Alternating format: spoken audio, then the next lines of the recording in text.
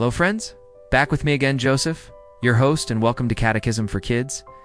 Today we're journeying to a special place in Poland called Gietrzwałd, where something truly miraculous happened long ago. It's the story of Our Lady of Gietrzwald. It's the only apparition of the Virgin Mary in Poland that is officially approved by the Catholic Church.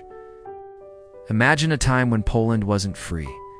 Back in 1877, the Polish people were ruled by others, and they weren't even allowed to speak their own language in schools. It was a difficult and sad time for many. In the middle of all this, in a small village called Gietrzwald, lived two young girls, 13-year-old Justyna Szafryńska and 12-year-old Barbara Samulowska. One summer evening, on June 27th, Justyna was on her way home from church. She had just finished an exam for her first Holy Communion. As the church bells rang for the Angelus prayer, she stopped to pray. Suddenly, she saw a beautiful, bright light shining from a maple tree near the church.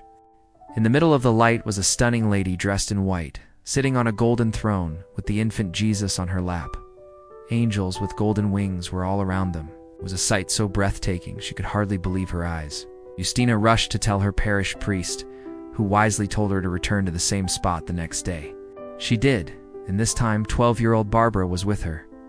Again, the beautiful lady appeared, full of courage. Justyna asked a simple question. "What do you want, Holy Mary?" And the lady replied in Polish, their own beloved language. She said, "I want you to pray the Rosary daily." This was so important because hearing their own language from heaven gave them so much hope. A few days later, on July 1st, the girls asked another question. "Who are you?" The lady answered with words that echoed another famous apparition in Lourdes, France. She said, "I am the Blessed Virgin Mary of the Immaculate Conception." This was a powerful confirmation of the Church's teaching, and it connected their experience to the greater family of faith around the world. For nearly 3 months, from June to September, Mary appeared to Justyna and Barbara almost every evening during the Rosary. The news spread like wildfire. People from all over Poland, desperate for hope and a sign from God, began flocking to Gietrzwald. Thousands of pilgrims came to pray the Rosary together, creating a powerful wave of faith and devotion. The girls would ask Mary questions on behalf of the people. They asked about their health, their families, and the future of their suffering church. The priests had been taken away from many parishes, and the people felt lost. Mary gave them a clear and hopeful answer. Yes, provided people pray fervently, then the church will not be persecuted, and the orphaned parishes will receive priests. Her message was simple but profound. Pray the Rosary, trust in God, and He will take care of you.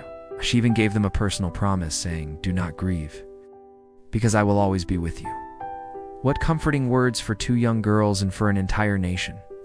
One of the most special moments happened on September 8th, the feast of the Nativity of Mary.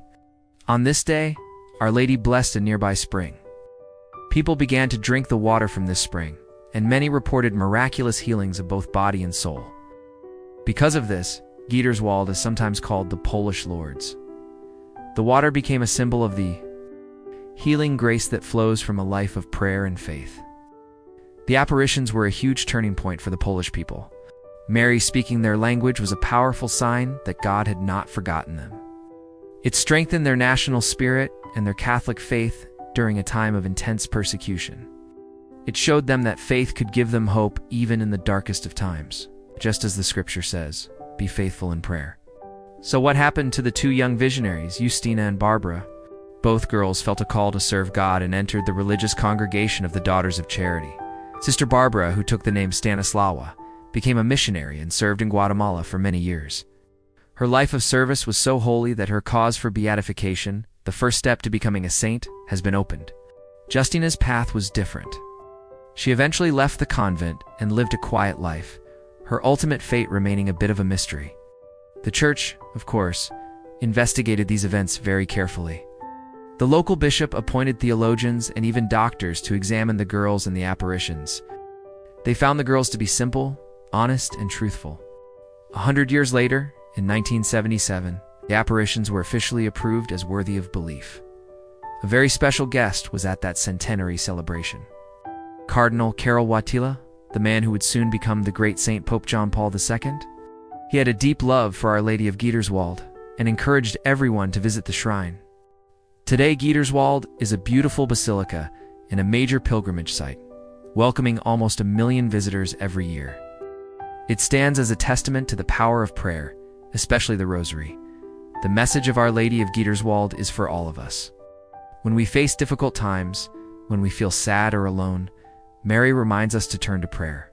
She promises to be with us, leading us closer to her Son, Jesus. Praying the Rosary brings peace to our hearts and strength to our souls. So let's remember the story of Justyna and Barbara and the great gift they received. Let's take Mary's message to heart. Pray the Rosary, trust in God, and never lose hope. Thank you for joining us on this journey to Gietrzwald. We hope this story inspires you and your family to grow in faith. If you enjoyed this video, please give it a thumbs up, and don't forget to subscribe to Catechism for Kids for more faith-filled stories. Take care, friends. Stay safe and healthy. See you next time, and may the Lord bless you and keep you always.